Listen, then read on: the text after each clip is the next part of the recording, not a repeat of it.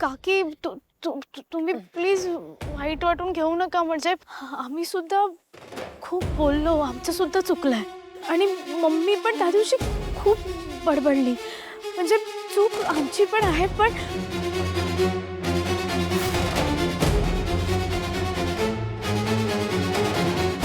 केली ना.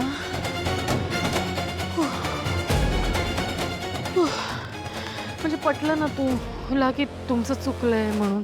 हो, टाळी एका हाताने वाजूच शकत नाही. एक्झॅक्टली, टाळी एका हाताने वाजूच शकत नाही. मग मी ना या सगळ्या प्रकारावर थोडासा विचार केला आणि मग माझ्या डोक्यात एक कल्पना आली. मी सांगू का? हो प्लीज सांगा ना तुम्ही. काय? तुझ्या पप्पांना पण हे सगळं असं अचानक तुम्ही केलं लग्नामध्ये, त्याचा त्रास झाला असेल ना. पप्पांना पण वाईट वाटलं असेल ना, राग आला असेल ना तुमचा. बोलणं टाकलं असेल ना पप्पाने तुमच्याशी. मग तुम्ही काय केलं? माफी मागितली. माफी कशी मागितली? त्यांच्या पायावर डोकं ठेवून हात जोडून ते माफ करेपर्यंत रडत रडत मागितलीत की नाही? हो. आणि मग त्यांनी तुम्हाला माफ केलं. चरू बेटा, मलाही वाईट वाटलं होतं, पण माझी कुणीच नाही मागितली माफी. काकी मी तुमची माफी मागते ना, खरंच. नाही नाही नाही रे, तसं नाही. मग तुम्ही कसं आहे ते सांगा. मी खरंच तुम्ही जे सांगाल ना ते करेन. नक्की? माझी शपथ घेऊन सांग, मी जे सांगेन ते तू करशील? हो.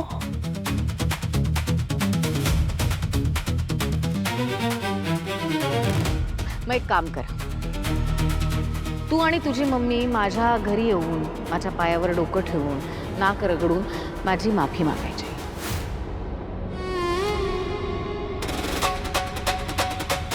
अरे, तुमच्या पप्पांची पण अशीच माफी मागितली होती की नाही?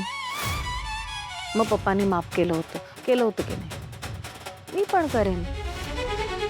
आणि शेवटी प्रश्न तुझ्या बहिणीच्या लग्नाचा आहे, तिच्या आयुष्याचा आहे.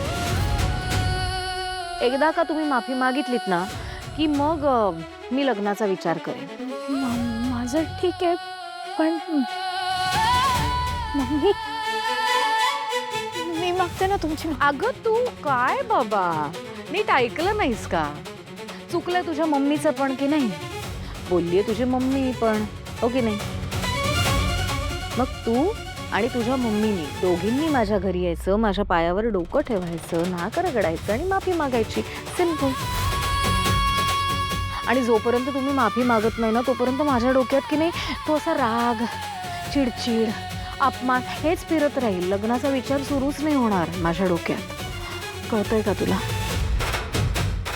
माझा त्रास कळतोय ना तुला?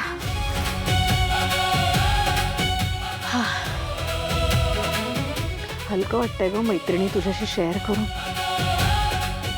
आणि ज्याच्यासाठी आले होते ते पुन्हा एकदा खूप छान प्रेझेंटेशन केलंस. तुझ्यामुळे मोठं कॉन्ट्रॅक्ट आपल्याला मिळालं. मी जयला सांगते तुला इन्क्रीमेंट द्यायला.